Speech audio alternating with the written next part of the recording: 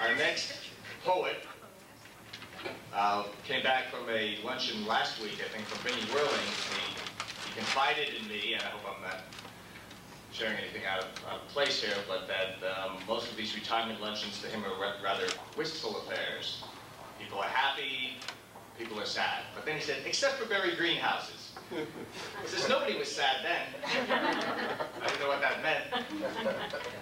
But maybe he can explain that. He's met Barry on the tennis court. He's met him on the basketball court. After this poem, he may meet him in civil court. But here's Justin.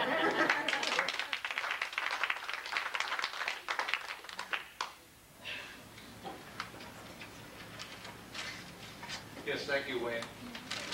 Wayne came to me a couple of weeks ago, and I was sitting, as usual, alone in my office. And he said, Justin, things didn't really work out with the video camera, so we're going to have to do this whole thing again. And I said, I don't know, Wayne, you know, sometimes when you try to do things twice, it doesn't work out like the original. And at that same time, Jan Gorski came to my door.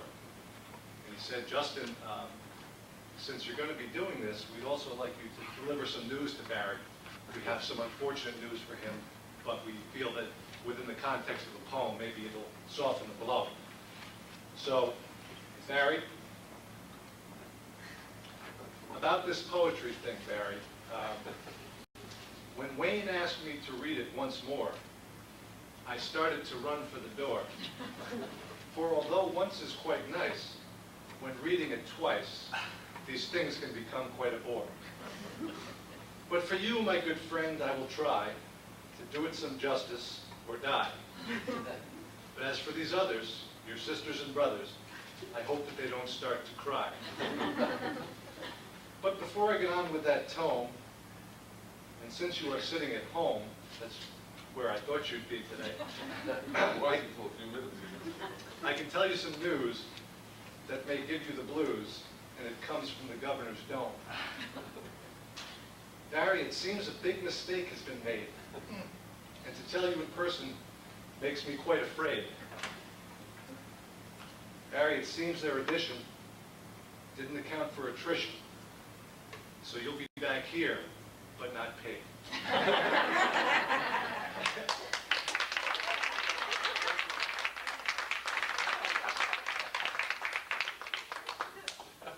Can I use that?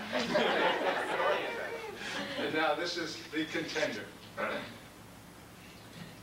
Originally read at the event of Mr. Greenhouse's retirement, that distinguished affair at which most of you were present.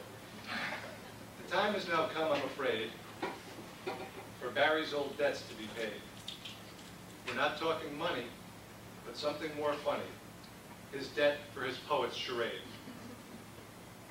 It seems that for 20 very odd years, through laughter, good times, and some tears, our tall, hairy friend has not had to contend with the rhymes of those whom he fears.